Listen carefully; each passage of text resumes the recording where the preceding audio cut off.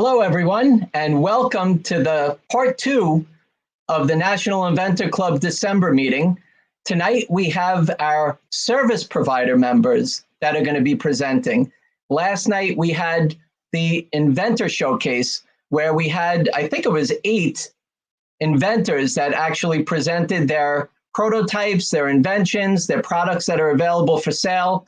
And tonight, we have our service provider members of National Inventor Club.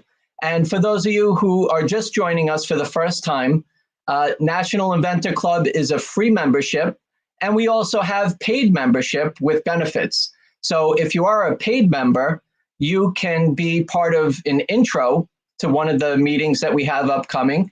And by the way, in January of 2020, I just booked our guest for January 11th, which is John Tesh. So I thought it would be kind of interesting to have that, let's get going. If we're stuck, let's get unstuck for January, no matter what you're doing, whether you own a business, you work somewhere, you're working on an invention, you're an innovator, whatever. Maybe there's something that just you need that extra push, or you need something to get unstuck. So John Tesh, he has a program, which you might have heard of. It's called Intelligence for Your Life. And he's on like 600 radio stations. He's been doing this for a long time. Grammy Award winner. He was on Entertainment Tonight as a host. He hosted the Olympics. Has all kinds of like music that's very popular that's still being played today. Really intelligent guy for Intelligence for Your Life. Very appropriate. I'm always driving and I listen to his bits on the radio, and I said, you know what? John would be an amazing guest. So I got in touch with him, and he definitely will be on. He loved what we do here, and he'll definitely be able to help us with our situations and getting unstuck and keeping us moving forward with whatever we want in life or our invention.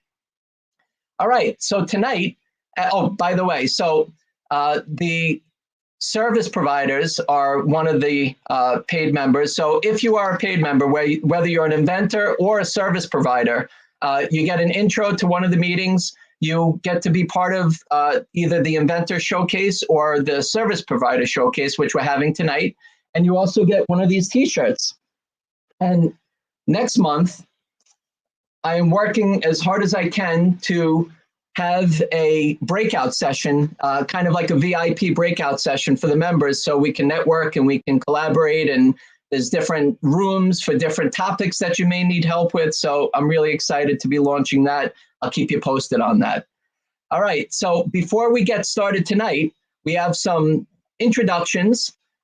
We have first, I'd like to introduce Erica Chase Gregory, which you've seen on some of the previous meetings. She is the director of the Small Business Development Center, the SBDC, which is a division of the Small Business Administration, and it's at Farmingdale State College in Long Island, and her and I have worked together for many, many years. The Inventors Clubs that I was running on Long Island I was doing them for 14 plus years, and Erica took it with me together to be able to really get the community in Long Island going and providing services that they offer. So Erica will share that information with you. Erica, welcome to the meeting tonight, and please help us with whatever tips and tricks you have for the inventor, small business person, startup. Thank you. Sure. Good evening, Brian. Thank you so much for having me. Like Brian said, my name is Erica Chase Gregory. I'm the director of the Small Business Development Center at Farmingdale State College on Long Island. There is an SBDC network in each state of the United States of America. So if you're in another state, you'll want to Google SBDC. You can Google your county and you will find your SBDC that can help you. We help small businesses and individuals who want to start a small business with anything that they need, from startup questions to we need financing for our business, we're going for a loan and we need a business plan. We can help you develop that business plan. All of the SBDCs will help you do research on your market and on the industry that you're entering into. So really anything that you are going into for your small business, and you may have questions about regulatory or other questions that you may have or need some resources to wrap around your business, we can help you. get started.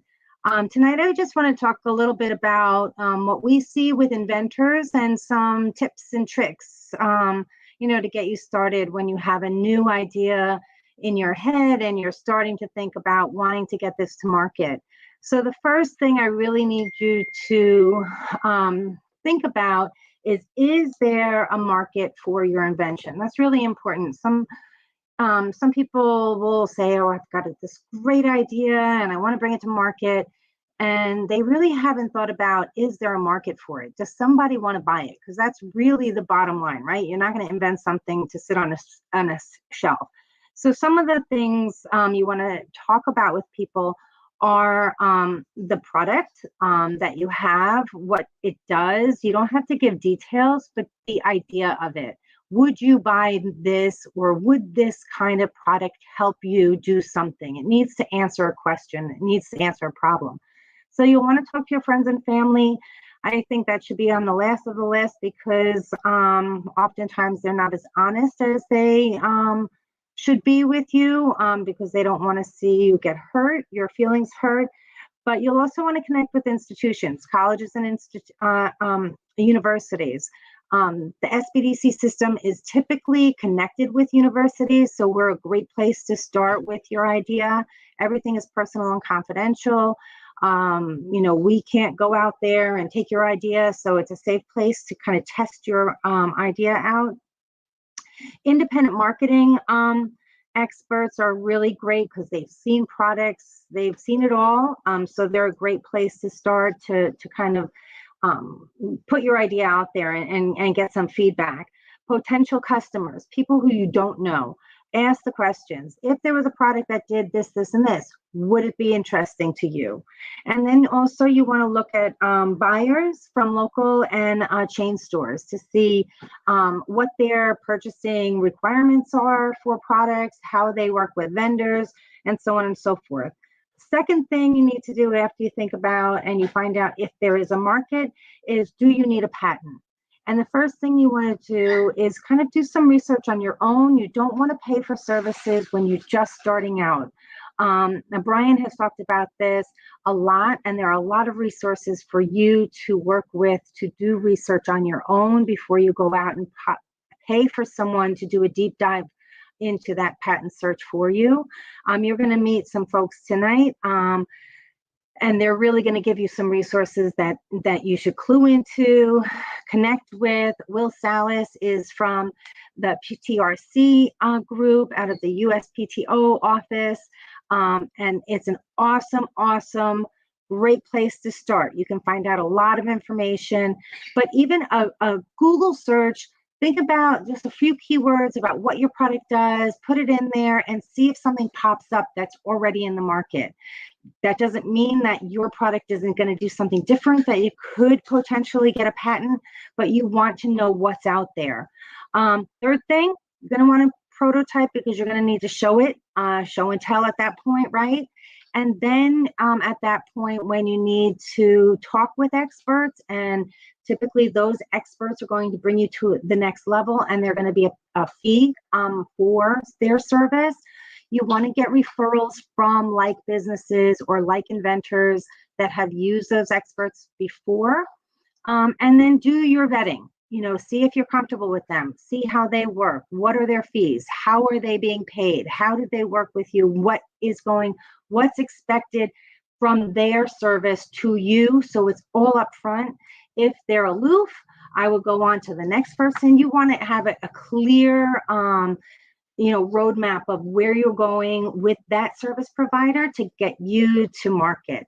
So those are my tips. I know you have a lot of resources tonight, so I wish you all the best. And again, the SBDC system is here for you, and you can find your local center by just a quick Google search, or certainly you can connect with me and I can find you your center that's closest to you.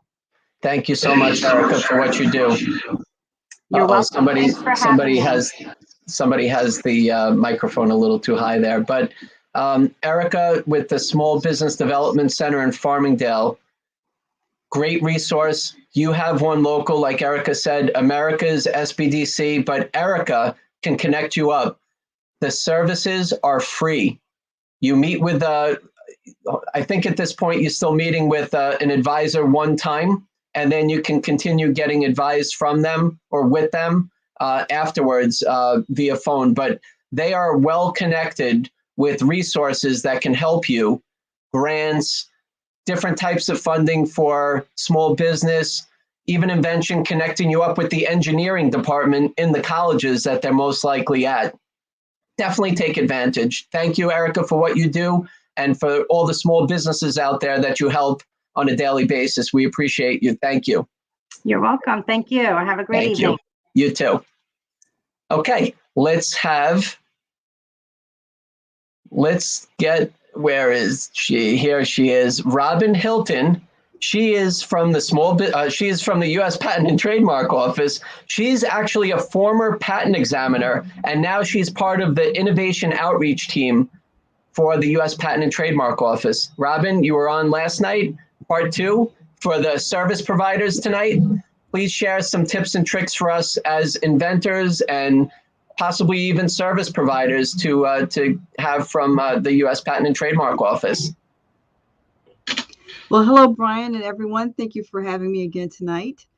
Tonight, I want to talk a little bit about attorneys and about the role that attorneys and agents can play in helping inventors get their patents, and also what attorneys can do to move the patenting process along. What I'm going to suggest is that if you're looking for a registered agent or patent, you can go to our website at uspto.gov through the Office of Enrollment and Discipline and find a list of the active agents and attorneys that are registered to practice before the USPTO. Currently, there are over 12,000 active agents and over 36,000 active attorneys. And you might say, well, what's the difference? Well, the difference is that an attorney will have a law degree, an agent will not typically, but they're both eligible and able to actually help you through the patenting process. As a matter of fact, some of the agents are former patent examiners who have retired and they're seeking their second career, so they really know the patenting process.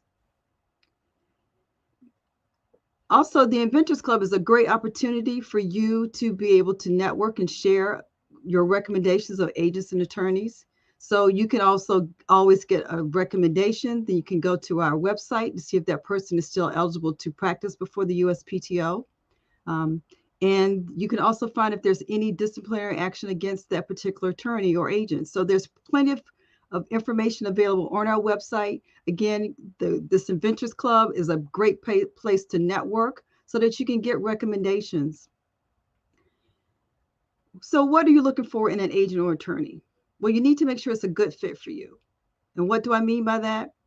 You need to make sure that the person believes in you as well as your product. There have been cases of entrepreneurs who said they went to an attorney and the attorney didn't believe in the product. For instance, the woman who invented Spanx, her first attorney didn't believe that she had a product that was worth inventing until he got confirmation from someone else. Basically, it was her daughter that said, hey, Mom, this is great. And then he believed it. So you have to make sure it's a good fit. The person believes not only in your product, but believes in you and the benefit that you can bring to the world with your product. Most of these attorneys will have a free consultation. So meet with them, talk with them, see if it is a good fit for you. And if it's not, as was said before by Erica, move on to the next person. Now, the attorney or the firm needs to have an appreciation for your invention, but the attorney or the agent does not need to be an expert in the technology, but they need to have some appreciation for the invention. Now I want to talk a little bit about some of the things that attorneys can do to help move the patenting process along, as well as you, the entrepreneur. We have a program called the Stakeholder Training on Examination Practice and Procedure, or called STEP. This is led by USPTO trainers and is based on the material that is developed to train patent examiners, the new examiners. There's a course for agents that's 3 days long. There's a course for inventors that's also 3 days long. And once you understand how examiners work and how the patenting process works from the examiner's perspective, you can then make sure that your coming to the table with what is going to be something that will be patentable very soon. You don't want to drag out the patenting process for years and years and years. You want to get it done as soon as possible. So those are the things that will really help. Another thing that could help is that once we're able to travel out of this COVID situation, we have site experience education program where examiners can go to a location and learn more about the specific technology that they're examining. So those are just a few of the things that I would suggest that you do. Please go to our website, see if you have an attorney that you're looking at, that you want to have a working relationship with, make sure they're eligible to practice before the USPTO. Use your network here at the Inventors Club to get recommendations so that you can determine where is the best place for you to start. Who is the best person for you to begin your patent process with? And above all, just be diligent, have fun, and I wish you all the best in your patenting process. And I will put some links in the chat for you so that you can easily find those. Thank you, Robin, and very much appreciate you being a fan of National Inventor Club, you and your team from the Innovation Outreach, especially the Eastern Division of the U.S. Patent and Trademark Office. It's amazing to have you on. I know that you're a big advocate for inventors. You watch our back. You're a former patent examiner, so you know where we're coming from when we're submitting an application and what might be on our mind. I'm sure you've heard and spoken to inventors in the past. Yes. One thing that you mentioned many things, but really inventors, like, we have to make sure that we do our due diligence. And U.S. Patent and Trademark Office has a section. If you go to uspto.gov, there's a section there that says Inventor Resources. And there's some really great pieces of information there. There's different web links that are on there to really help you through. It's always good, no matter what you do, whether it's inventing or in life, to have at least some knowledge and understanding before you start hiring people to help you. And yes, you can do it yourself, but you always want to make sure, well, you can do it yourself. I'm a big fan of having a professional that helps you. This way, they understand how to communicate with the U.S. Patent and Trademark Office a little better than us learning it. But like anything, you can learn it. It just takes a little time. But thank you again for participating with National Inventor Club. Thank you, Robin. You're welcome. And I'm sure you're going to be in the chat like last night. So thank you. And whatever advice you can give us in the chat would be great. Thanks again. Absolutely. Thank you. Okay. All right. Next, let's hear from Will Salas. He is from another division of the Patent Office, but he's from the Ptrc, which is the Patent and Trademark Resource Center. And they have Patent and Trademark Resource Centers around the country. I'm fortunate to have one here in Long Island, and Will runs that division here. But Will, thank you again for participating with National Inventor Club. I know that you have some tips and tricks for inventors really getting into the grind once you do come up with an idea what to do and what your PTRCs around the country and yourself have to offer.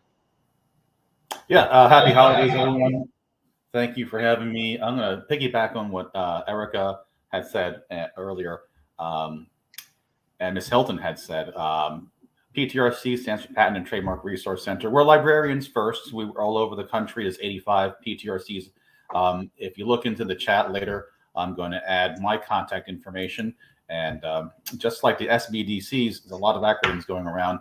We're free as well. And what you get when you visit with me is I will show you by demonstration a patentability search. So my 2-minute tips is going to be how to prepare yourself for that visit with your attorney or potential attorney. Remember, your attorney wants to have a good relationship with you too. So you want to prepare. You don't want to show up in a rush and not have anything to show the attorney. But the first thing you should do is a patentability search. As you had mentioned earlier, you can check Amazon, check Google. Certainly you want to check the U.S. Patent and Trademark, USPTO office and U.S. and patent offices around the world. And that's what we provide for you at PTRCs. And if you contact me, my information's in the chat. I'll show you how to get to a PTRC. And a lot of us PTRCs, we can meet with you virtually as well. And that demonstration is really important because you're not going to get refunded if the patent office discovers that your invention, your technology already exists out there. Also, the attorney is not going to refund your fees either. So do yourself a favor and do a little bit of a patentability search. Second thing you want to do is, like Ms. Hilton had said earlier, make sure the attorney you're going to work with is actually qualified and authorized to practice patent matters before the USPTO. If you want, I'd be happy to demonstrate how to get to that directory at the uspto.gov website. Next thing you want to do is, when you meet with your attorney, you can't assume that he's going to take you, because the first thing they're going to ask you is a little bit about your invention idea, a little bit about the industry. Now, the reason they can't automatically accept you is because they may have a conflict of interest. Could be they have a previous client with a very similar invention. So be prepared with a short list of attorneys that you'd like to work with, and start cold calling them. Maybe ask around, network with people you know, like the Inventors Clubs around you and the National Inventor Club. Word of mouth is a big boost as well.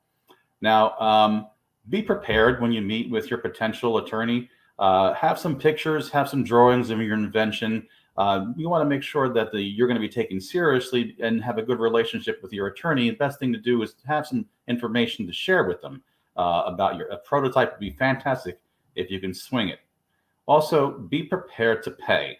Now, you're very excited about your invention as an independent inventor. I'm sure you have lofty aspirations, but your attorney is not going to be working on based on any kind of contingency plan on the riches that you're going to get after your invention. He's going to want to get paid up front. So be prepared. There are going to be fees. And again, shop around, see what attorney fits best with you. And part of that good fit is fees that are going to be involved. And then finally, again, be very informed. Visit the public library. There's a great series of books from the NOLO series. The better informed you are about the whole process you're going to go through, the better you're going to be informed about making those big decisions about your patent idea. So do those things to be better prepared to meet with your potential attorney, and you'll have a better relationship and things will go a little smoother. And that's it for my 2-minute tips. Thank you, Brian. Thank you, Will. And for those of you listening, one more time, just understand that the Ptrc's Patent and Trademark Resource Center, you can find one in your area. Will, how do you do that? Well, you can go to the uspto.gov website. On the Inventors Resources, you'll find resources for Ptrcs. You'll get a map and you can click on your state. But if you have trouble with that, feel free to give me a call. My information's in the chat, or email me. I'll be happy to walk you through it. Excellent. So if, let's say, we come up with an idea and we want to do a preliminary search, I know that you can look online. You could go to Walmart and see if it's out there, if it's something, a product to purchase like that. But what Will and the other Ptrcs will do is help you to go through the databases of the patent office, the patent library, all the prior art, whether it's design patents, utility patents, they're expired, they're active, whatever it is. He'll help you and guide you and put you on track to pull this prior art. Now, once you pull it, you can take a look at the claims, you can look at the designs. You might be able to make your own determination. I mean, maybe you hit a brick wall and it's exactly what's out there, or maybe it's something different enough that you might want to consider speaking to, let's say, one of the service providers that are on this evening.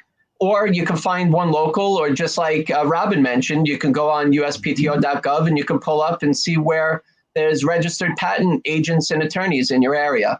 But what Will does is an invaluable service to inventors and to people out there who are interested in seeing if their idea is out there. And he's not going to give you advice or give you his opinion or feedback. He's not allowed to do that.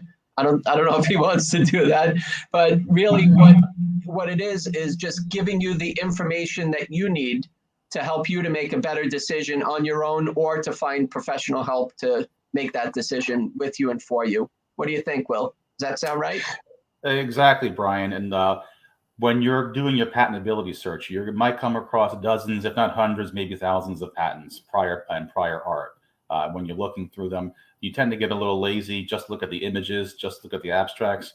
Be sure to take a good look at the specifications as well, because that's where the inventor is going to make their argument for what makes their invention different and viable. And That's going to probably give you a lot of information about how your invention stacks up against any prior art or competition. Excellent. Thank you very much, Will. Your information is in the chat. I'd like to get Robin's information in the chat, and Erica, I want to get yours in also. But thank you, Will, as always, for participating in National Inventor Club and supporting us. Thank you. Welcome. Happy holidays. You too. Thanks again. All right, we have one more quick announcement from Jake Mendelsohn. And I've had the honor of working with Jake a couple times now, and he does some amazing work for kids out there. And I know that somehow or another, everybody knows kids, and we're all into inspiration and innovation and invention. So who better to give us information for us to be able to get this information out to students and to be a part of it. So Jake, why don't you explain what it is that you're doing and how people can participate? Great. Thank you very much. Thank you. I'm a little bit of an odd duck here because I know this is service providers, and I'm really going to be talking about to everyone here how they can be a service provider. I am a school teacher, and when COVID started closing down the schools 2 years ago, a number of other teachers and I said, well, wait a minute, we can just sit around and be sad, or we can do something. And so we created the Global Innovation Field Trip. And what it is, it's a free 24-hour online platform where students can present things that they have done, things that they have made, things that they are creating. And we have students from all over the world literally participating in this. In a little over a year, we've had over 700 students present their ideas and talking about things that they've done. The problem is they're all very young students. We've had K to 12 students, some students as young as 4 years old. They have no idea what to do next. They're very enthusiastic. They've created some wonderful things. Now what do? They don't know. And so what I would love to have is this audience come to the Global Innovation Field Trip and give a presentation and talk about maybe some technical things like going into the patent office and finding patents, but also what was your experience as an inventor? What worked? What problems did you have? How did you overcome things? So for example, the next gift is going to be January 15 and 16. That's Saturday and Sunday. And Brian is going to be one of our presenters. And if you want to hear Brian talk to the students, talk to the next generation of inventors, he'll be on at 8 o'clock Eastern time. And if you want to go to our website, it's globalinnovationfieldtrip.org. And there is links there to go to YouTube, and you can watch everything live. So, Brian, I know there'll be 1,000 people watching you. Thank you, Jake.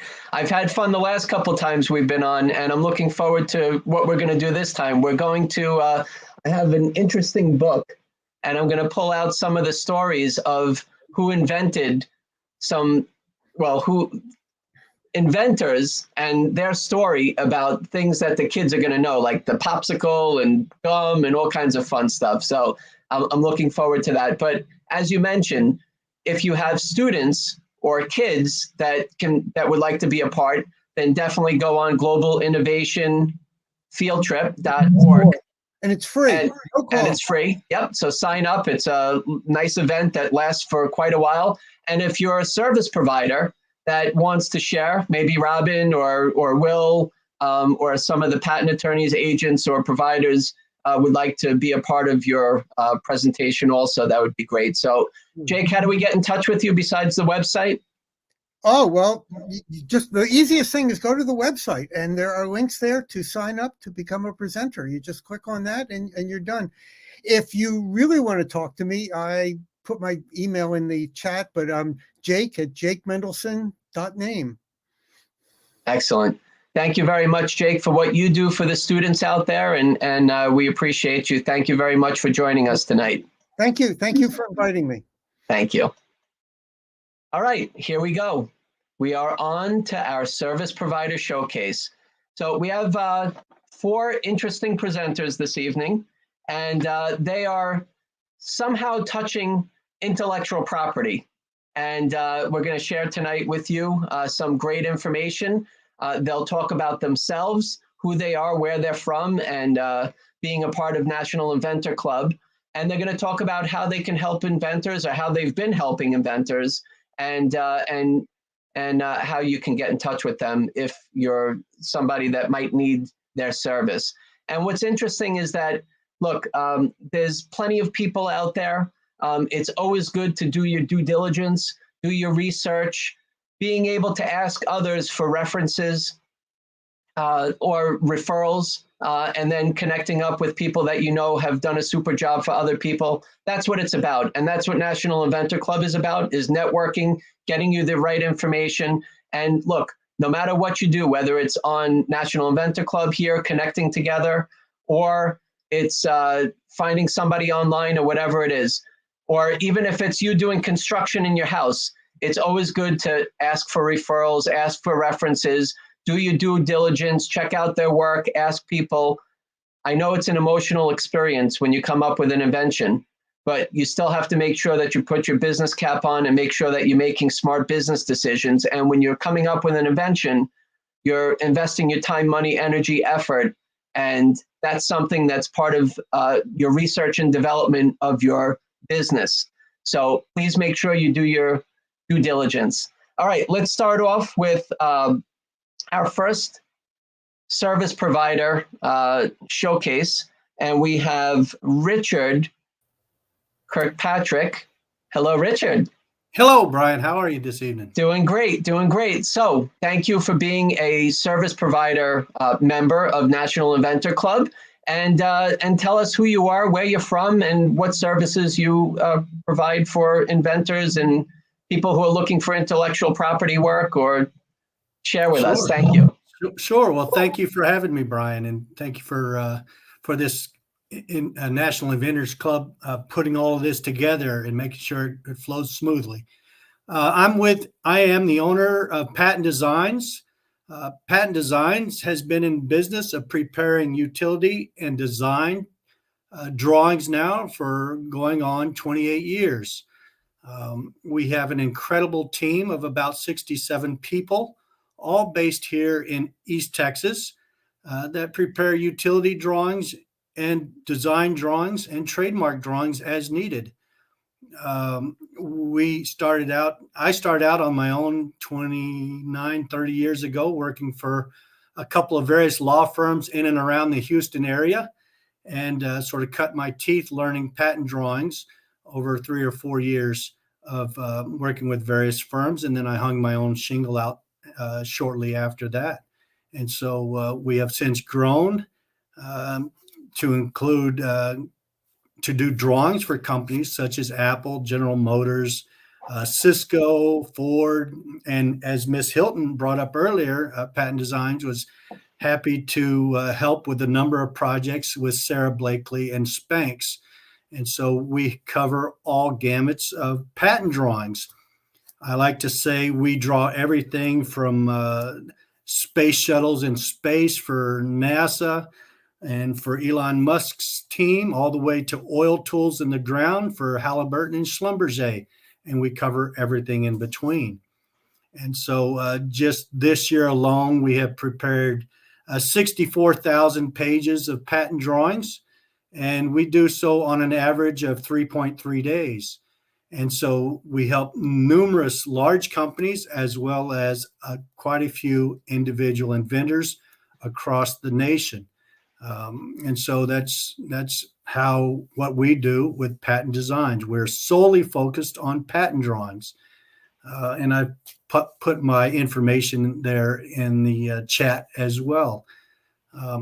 What's it like to work with us? You send us your ideas or drawings via email, or send a sample, or send a 3D file. You send that over to us and we prepare the drawings. We shoot them back to you.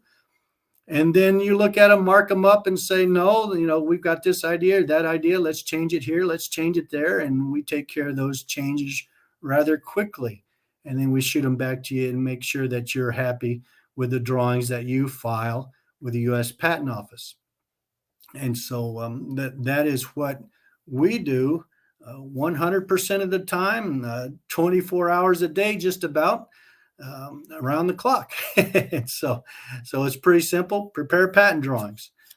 And I've got my contact information there. Please feel free to reach out to richard@patentdesigns.net or jump on our website, patentdesigns.net. Give me a call. We've got a great team of folks here that'll help you with your patent drawings. Thank you very much, Richard. And if you can stick around while we have our other service providers on, and then afterwards, we'll take questions from the audience. And I know that there are a couple that are coming in, and I actually have a couple on my in my email that were sent to me. So stick around, and thank you for what you do, and appreciate you being a member. Thank you, and happy holidays to you and the team. Thank you. Okay, hold on one second. Let's get, okay. And now let's have Scott Keely. He is a patent agent, and he's from Pennsylvania. Let's just get you unmuted here. There we go. See if we can have you unmuted, Scott. Terribly sorry. There we are. I am both in okay. Charlestown, Rhode Island, and Philadelphia, Pennsylvania. Excellent. Okay, Scott, so you have 4 minutes, and tell us who you are, where you're from, what you did already, and how you help inventors. I'm a registered patent agent with the USPTO. As a patent agent, I do everything between the inventor and the patent office. I don't litigate. I don't argue in court. But we file your patent, we draft your patent, file your patent, and get it granted. And I have colleagues that help with litigation when that comes up. We like to keep you out of court. I do my own patent drawings, incidentally. I've always been the main draftsman for the company. And working with us, we have a very low overhead. I come about patenting in a little different direction than most. I'm an industrial designer by trade. And back in 2000, I began working solo, helping independent inventors with design and engineering services, and helping getting their products off the ground and manufactured. So as a patent agent, I now help them with help independent inventors and entrepreneurs and small startups with their patents. And I'm always happy to share my contacts in manufacturing, prototype development, and design. And that's us at Keely D'Angelo LLP. Okay, thank you very much, Scott. Thank you. And if you could stick around also, what's interesting is that you're a patent agent. We have a patent attorney. We have several patent attorneys, and we had Richard on, who's a patent illustrator. So some interesting mix here, and thank you for sharing the differences between a patent attorney and patent agent that you are. Sure thing. Okay. All right, let's have John Vidopia. There you are. Hi, John. How are you? Good evening, Brian. Hello, everybody. All right. So, John, tell us, please tell us who you are, where you're from, and how you help inventors. Well, I'm a patent attorney in Huntington, New York, and I have a lot of experience with patent prep and prosecution and patent litigation proceedings before the USPTO. I'm a registered patent attorney for about 30 years. And my practice includes not just patent preparation and prosecution and litigation. I also picked up a lot of experience with trademark matters, over the last 30 years, just because it naturally spins out, from the business, particularly small inventors, So what I find is pretty helpful with inventors is to get their ideas down on paper with the goal towards preparing a provisional patent application initially. A provisional patent application is sort of simpler, and I try to focus on the invention. Don't focus so much on the claims. Focus on the invention so that one skilled in the art would understand your disclosure. I can't emphasize the benefit of having plenty of patent drawings, and just focusing your description on the drawings and again the invention. It's a provisional patent application is typically a lot cheaper than a full non-provisional utility application, which typically comes to mind when people think of patents. I have a service where I work with people and we try to keep it to about 4 hours. And then, typically it takes about an hour to file things, prepare the papers and file things. And that gets you a year. When you file a provisional patent application, it gets you about a year to shop it around, see if you can find any investors that might be interested, develop your prototypes, but you're at the patent office first. And the way it is these days is the first inventor to file gets the protection. And I won't go into too much more detail about that. The other thing that I do is patent litigation, and patent litigation is kind of interesting. If you have a patent and if you have a patent and you believe that some product infringes your patent, what you need to do is you need to do a pretty detailed analysis of your claims against the product. And what an easy way to do that is to form a 2-column table where you have the patent claims and broken down in lines on the left side, and what you need to do is match up the elements of the allegedly infringing product with the claim element and set that out. And if you do find infringement, if the allegedly infringing product meets your claims literally or in equity under something called the doctrine of equivalence, well, then you have a case. But you should absolutely do this before you spend too much money on a litigation. At any rate, I also do trademarks, and trademarks are an interesting tool. So you don't have to file immediately for a trademark application when you're like in the startup phase. That's my 4 minutes. At any rate, what the people that spoke before me seemed to focus on was the need to do a search. I'm strongly for searching, your own searching, get a feel for what's out there, at the patent office or on Google. At any rate, thanks for inviting me, Brian. Thank you very much, John. Thank you for being a member of National Inventor Club. Yours and the others' information have been added to the chats on all the social streaming. And please stick around so we can get some questions to you and help out the inventors and the innovators and even the small businesses that are interested in trademarking. We'll get some questions answered.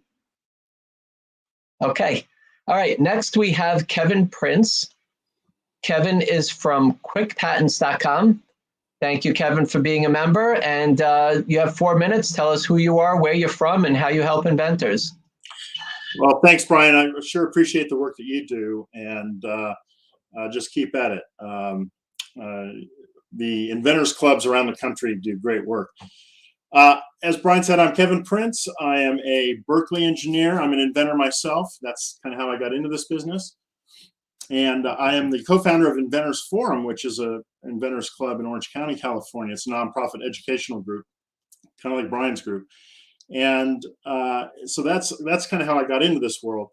Now, as Scott said, patent agents are engineers or scientists, but we're not attorneys.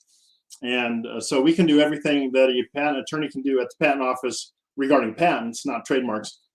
But we can't take it beyond that in the court, as Scott said. We also can't do things like licensing agreements or the wording of a legal agreement.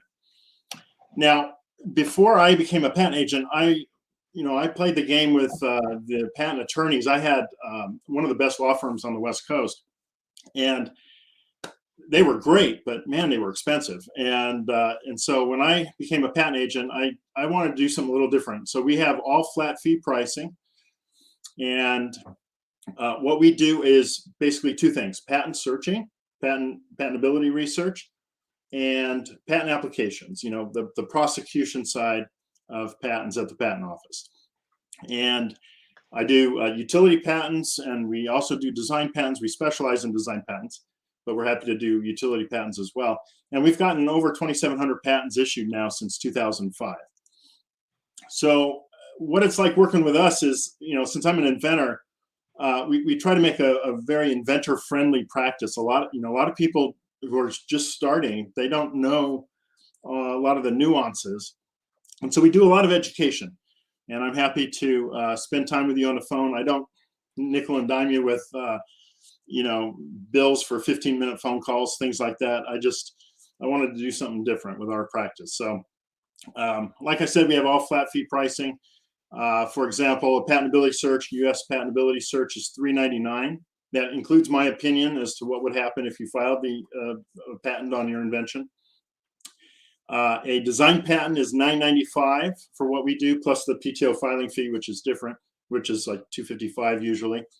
The provisional applications are $19.95, again, plus PTO filing fees. And I work a little differently with provisionals than most attorneys. If I write your provisional, I'm doing a lot of the work that's going to go into the non-provisional anyway. And so a year later, when it comes time to file the non-provisional, I don't charge you the full price for that, which is $39.95. I just charge you the difference, which is $2,000. So prices will be going up on the 1st. So if you get an order in this year, I would honor that the old price. And to get a hold of us, it's pretty easy. We're at quickpatents.com, and there's lots of information on our website too. A lot of educational videos and things. Probably the best way to reach me is through my email. My direct email is kevin@quickpatents.com. And I'm happy to talk with you, for a 30-minute consultation for free. You can book a time on my online calendar if you go to quickpatents.com/cal. And so that's kind of what we do, Brian. I'll give it back to you, and I'm happy to answer questions. Thank you very much, Kevin. So what I'm going to do now is just add everybody else to the into the stream. So let's get John in here, and Richard, and Scott. Let's see if we could get you back on. I think you're almost back to the page. I don't see Scott. All right, so when Scott comes back, we'll get him added on. All right, so let's get some questions going. Let me just make sure here that, okay, yep, Kevin, I put in the chat, quickpatents.com, so everybody sees that. Okay, so let's get some questions going. Inventors, I have patent attorneys, patent agents. I have Richard, who does designing of the drawings, the illustrations. So what kind of questions do you have? Let's start sharing them on the chat, and I'll be able to answer the questions through one of these gentlemen here. Okay, well, I know that one important, let me see, Richard, you're on. Okay, yep, one important question was the difference between a patent attorney and a patent agent. And I know Scott is a patent agent he was on before. We're waiting for him to get back on. But can you share with us your interpretation of what, and help the inventors out there understand what a patent attorney and patent agent is, Kevin or John? Kevin, you want to go? Sure. Well, yeah, as I said, we can do everything at the patent office as a patent agent that a patent attorney can do regarding patents, but we can't get into trademarks. That's still considered the practice of law. And any kind of legal agreements like licensing agreements, even non-disclosure agreements, I can't weigh in on, if your particular non-disclosure agreement's a good one or not for your situation. So I always refer that out to an attorney. Okay. John, is that anything else? No, I mean, I think that he's hitting it on the head. There's differences. I guess patent agents just really focus on the patent practice before the USPTO, where attorneys, they can take it and do the licensing agreements and do litigation and the like. So I guess that's about the long and short of it. Okay. One thing that is interesting is the patent attorneys and patent agents both have attorney-client privilege conversations. So even though I'm not an attorney, I can't be compelled to give up communications between myself and my client. I thought that was kind of interesting. It's like a little sliver of law that I'm able to practice even as just an engineer. Great. Strange, Scott. I didn't know that. How are you? Sorry, I had to take a call. No, that's okay. Scott, we just went over what the differences were with a patent attorney and a patent agent. Kevin, you're also an agent. So he kind of touched on that, and John is an IP attorney. Next question is for Richard.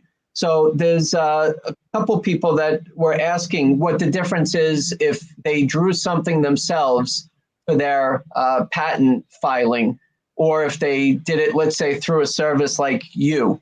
What is it that makes what you do unique and required and necessary for filing a patent? Just take yourself unmute that. Oh, just hit on. Sorry about that. Yep. Yeah. Okay. Brian, you got me? Yep. Sorry about that. I would say the difference is percentage of getting past the USPTO is much higher when you hire somebody out to prepare their drawings. Kevin, you're probably with me on this. I've seen drawings time and time again that are sent in and nowhere near close to the PTO regulations for preparation of drawings. Some of them are hand sketches, they're outside margins, text height are wrong, and so then you get into filing your drawings wrong and then coming back in a year and then having to hire somebody to file them correctly. With design patents, it's very, very important to get the drawings right the first time, I believe. Your design patent drawings can be fatally flawed if they're not done right. That's right. Patent drawings on design patents can be fatally flawed. You get into areas that can be claimed or disclaimed, and you may want to claim the whole item, but because you've messed up on the drawings, you cannot add matter to your drawings, and it's called adding new matter. You can't do that, and so that's why Kevin and I are out here, is to assist individuals make sure their drawings are proper and correct, and so there's no guesswork involved. Thank you, Richard.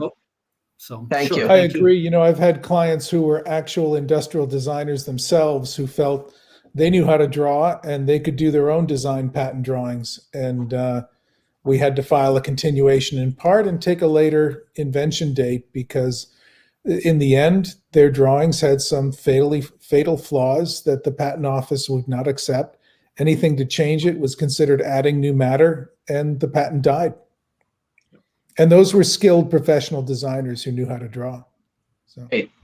Thank you. All right, Arthurine has a question. It's on the screen. How do you go about making a design that's already on the market better improved? Anyone want to take this one? Well, you have to have an improvement. And so, am I understanding that? Do you want to start with something out there and figure out how to improve it? Yes. I guess that's it. Yeah. So it has to be patentably distinguishable under the law. It has to be novel and non-obvious. And so how much you're changing it, and I won't beat that to death. I mean, that's pretty much the long and short of it. Like, you got to change it so that it's patentably distinguishable from the prior art that's out there. So if you're going to start with a patent, you better think hard about it. Okay, thank you. And besides the design, one thing that people also try to figure out is if they see something out in the market and they have an improvement on it, how much of an improvement does it have to be able to say that you can call that your invention and something that you might be able to get intellectual property on? Does it do something differently? Does it function differently? I mean, it's got to be structurally different. Right. Well, those are the questions. So what would you ask, John, if somebody came to you and said, I have this pen, but now it's going to do something a little bit different.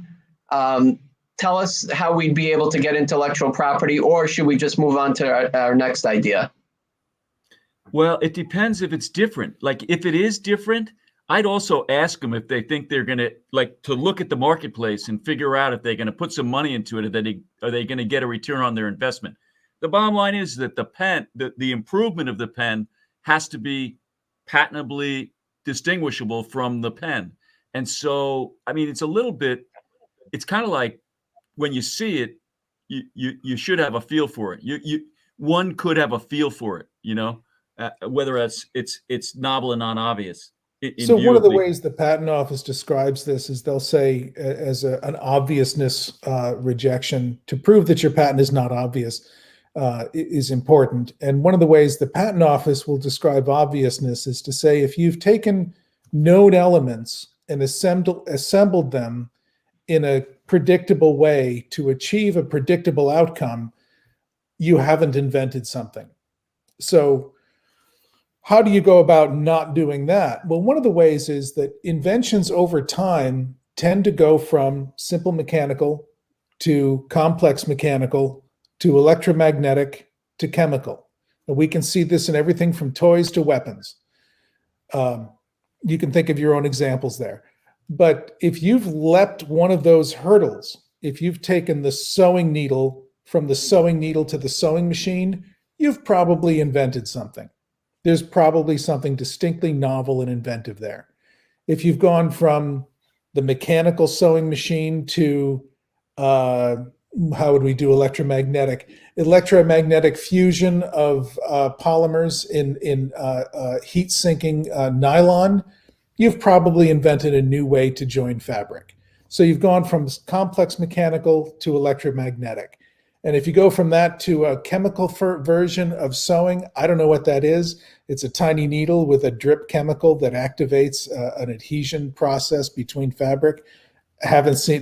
Don't have time for that myself right now, but it might make an interesting invention. You've leapt that barrier. So, thank you. When you've made a significant change, if you change the radius on the corner of their chair design and you have a softer form at the edge, but you've obviously copied their chair design, you've copied their design. Thank you. Thank you, Scott. And thank you, panelists. Another question here from Herb Bennett. How do you improve expired patents? Is that a thing? Yeah. It's the same question, essentially. Same question. Yeah. And I was just going to dovetail on what John said. What I tell clients is it has to be structurally different. There has to be something that's structurally new that you're bringing to the table that has a benefit. And if you can show that, that should be patentable. Even if it's an expired patent, or even if it's a product that already exists. If you're bringing the new thing that gives you an additional benefit, and that thing that you're adding isn't, out there in some other product somewhere, it takes a bit to get something that's patentable. Right, but if in case they're hoping to get another 20 years out of their patent, that's not going to happen. Okay. No. Let's see if we can answer these questions kind of quickly. If you each want to take a turn as we're going through these, but let's keep going because there's a bunch of questions coming in from all the different socials. Ryan's asking, does anyone on the panel help with trade secrets? And if so, can you give an example?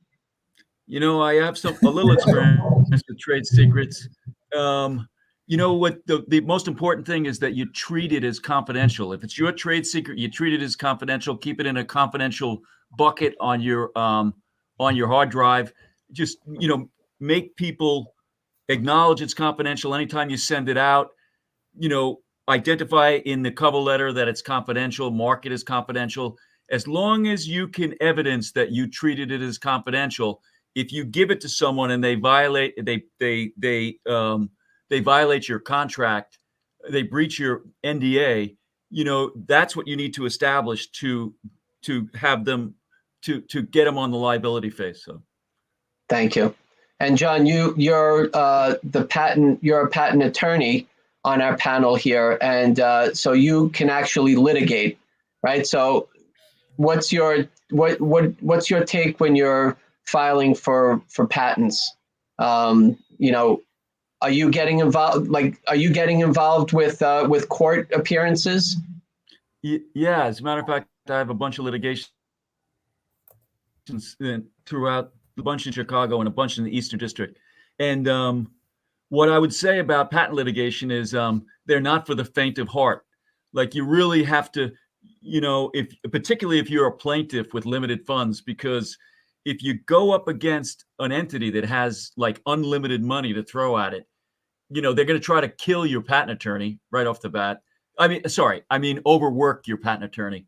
And so anyway, you got to really be prepared, and your claims have to be tight, and you really can't afford to have too many mistakes. So I guess that's what I have to say about patent litigation. Thank you. The other side of that's a lot of fun. All right. So I know that Kevin mentioned his pricing. So do you charge flat fees per patent application or particular action, or always hourly rate? You're asking me, Brian? I'm asking whoever wants to answer and share what they charge for all the inventors that are interested in possibly using your services. I typically work with people depending on their budget. Like for a provisional application, I generally charge a fixed fee. For filing a trademark application, I charge a fixed fee. And I typically do a down and dirty search in both, just to get a feel for what's out there, maybe get a couple of patents that are close, just to actually use their form.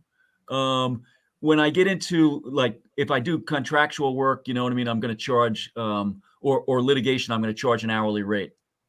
Okay, thank you. Anybody else want to share what they charge or how they We're charge? fairly similar on a fixed rate for provisional patents and non-provisional applications. It depends on complexity and the budget of the client, of course, in a similar way. We don't litigate, so we don't have to go into that, but I understand how that would be on a hourly basis for sure. But Okay. typically a fixed fee for the people we work with. Okay, and Richard, how do you charge for the illustrations? We charge normally on a per page basis. No charges for changes, corrections after, for the first or second time around, if you will.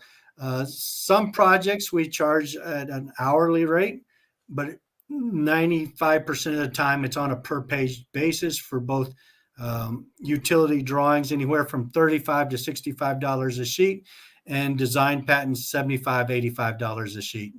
Got it. Okay. So I'm going to come to you as an inventor. I'm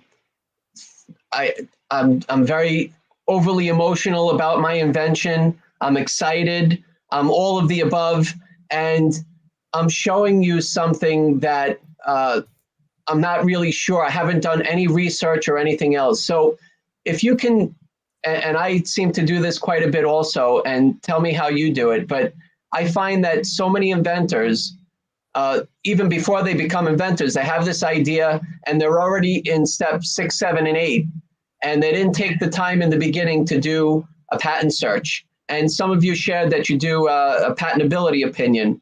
So number one, how important is that patent search? And number two, what does that patentability really do? So when I do a patent search, what does it look like with you? Well, I'll jump in first because I have a saying that inventing doesn't really start until you get your patent search back, right? I mean, that's when you're going to see where the holes are in the prior art. You might have to totally retool what you were thinking to get around some of the prior art. You might decide, man, so many people have jumped into this that I'm going to go on to my next invention. So I think a patent search, certainly with utility patents, is vital. And I wouldn't even for myself, when I come up with something, first thing I do is a search. Okay. Anybody else? We always offer a sort of a go, no-go stage because we want to do a cursory search or a patentability search before we start a project. And so we have a flat rate of maximum $600 for the patent search. If we get that far into the project and we find some really damning prior art, we're going to show it to the client and say, we really don't feel comfortable going forward with this, with your money and our time. And I'll tell you, there's nothing more soul-sucking than trying to work on something that you know isn't patentable, and we won't do it. Okay. And John, somebody comes to you with an invention, and they hit a brick wall. So what do you do when they do show you something and you do a patent search and it's kind of out there already? I mean, you got to tell them, and one of the things that I do, I ask inventors is, so I agree that the search is really important, but somebody mentioned earlier about doing a Google search. That's, it's pretty important from my perspective that they're to look at the marketplace. Like a lot of people come, as you said, Brian, they're at step 8 already. Some people come into my office and they're just thinking dollars, they're going to get rich.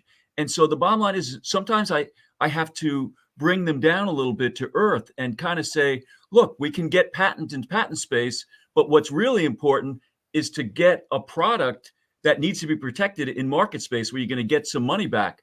And I can't emphasize that enough, in terms of when people come in and they get ready to spend a lot of money on patent protection. Okay, and if you don't mind just sharing with us what a patent search actually is, and what's included when we do a patent search service, let's say, with you. So I generally do a search myself, a quick search, just to get a string, right?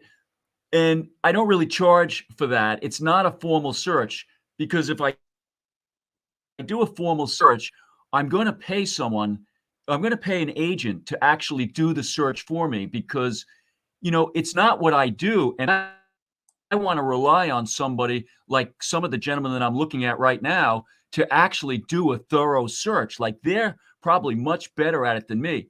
What I do is I take their results and I go over them and I do a patentability analysis. And if it's patentable, I'm going to write it all out and hand somebody a writing with the patents attached. If I find prior art that knocks them out, I'm not going to say anything online. I'm not going to say anything in writing. I'm going to give them a call and tell them, look, back to the drawing board. Okay, thank you. And Scott and Kevin? Yeah, we work in a similar way. Just won't go forward, and quite often we've had to bring people down to earth in the same way. I've seen multi-million-dollar companies, for example, that have already chosen their name and didn't bother to look to see if it was already trademarked in their field or if they could get the domain. And boy, what a shocker when you've got investors all lined up for whatever StatQuo pack, and you can't get that done. If anybody got that reference, you're older than me. But there you go.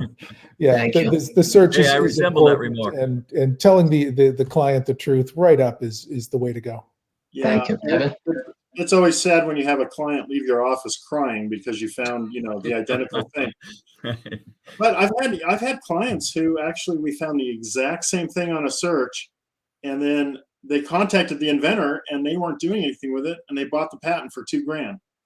I mean, that's less than I would have charged. So, there's sometimes you can think outside the box, but usually, if I've seen, like, there's one search I do probably 2 times a year. They'll come to me, it's the toothbrush handle with a channel through it that allows you to push the toothpaste up through the bristles. There's probably 100 of those in the prior art. And I'll just tell them, look, do a couple of Google keyword searches and you're going to find 50 of them. And unless you've got some reason why yours is going to work and these other 100 didn't in the marketplace, you might want to go on your next one. Thank you. No, not to digress too far, but I was so glad when Nestle finally came out with, it's the moral equivalent of a Keurig coffee maker, but it makes a baby bottle. And because I saw that invention once a year, every year for 5 years, and because everybody's surrounded by your lovely Keurig coffee maker in the office, and you have a baby and you're home and it's 2 a.m. and you wish you could just stick that bottle under a machine and push a button and get a perfectly warm bottle of formula, but you can't. And now you can from Nestle. It was only sold in Switzerland, but you can't patent it, you can't prototype it, you're wasting your time, and I don't have to work on it anymore. So, you just got to buy them. Thank you all for, I figured, we were doing our service provider showcase. I had some guys that know their stuff, and there were questions that were coming in, so we kind of turned it into a bit of a panel here. We very much appreciate it for being a member and also for providing some questions, answers to questions from our audience. So let's just give some final quick words. If you could just tell us how to get in touch with you. Richard? Richard at patentdesigns.net, Richard at patentdesigns.net, or www.patentdesigns.net. And you provide the illustrations that the patent attorneys and agents may use, right? That's correct. That's correct. And on a quick note, Brian, I want to say, have your idea down before you come to us. Oftentimes, we see people who want us to invent for them, and we cannot do that. So that happened to me once this week already. You have your idea down. Have something solid. Thank you very much, Richard. And very quickly, gentlemen, if you could just tell us how to get in touch with you, if you have a website, please. I'm jvidopia.com, and I'm also jvidopia@gmail.com and jvidopia@ieee.com. I'm an electrical computer guy. And so Vidopia is Vodopia, Vodopia, and J is for John. Thank you very much, John. Okay. Scott and Kevin? Brian, you're the best. Thank you. Thank you. I'm at Scott at KeelyDangelo.com. And of course, we're KeelyDangelo.com. Great. And Kevin? My direct email is kevin@quickpatents.com. And that's usually the best way because I'm often on the phone with clients. So email's fastest. Excellent. All right. The comments keep coming in, and I see my phone is also lighting up a little bit here with some comments, mostly thank you and great information. So thank you all for joining us. Really appreciate it. And we'll have you on again very soon. All right. Thank you. Bye, guys. Nice meeting you all. Thank you. And if you'd like to be a guest on Got Invention, on National Inventor Club, you can actually be a member. You can go on nationalinventorclub.com. I did mention Got Invention Show. I've been having a lot of fun interviewing and having inventors promote their inventions on Got Invention Show, so you can check that out, gotinventionshow.com. But from National Inventor Club, have a great night. Thank you very much for joining us, and we will continue to provide as much information as we can for you as the inventor, the startup, the entrepreneur out there. January 11th is our next meeting with our guest, John Tesh, and he's going to help us with getting unstuck and keeping our inventions and our ideas moving forward. So thank you very much. Have a great night and keep on inventing. Thank you very much.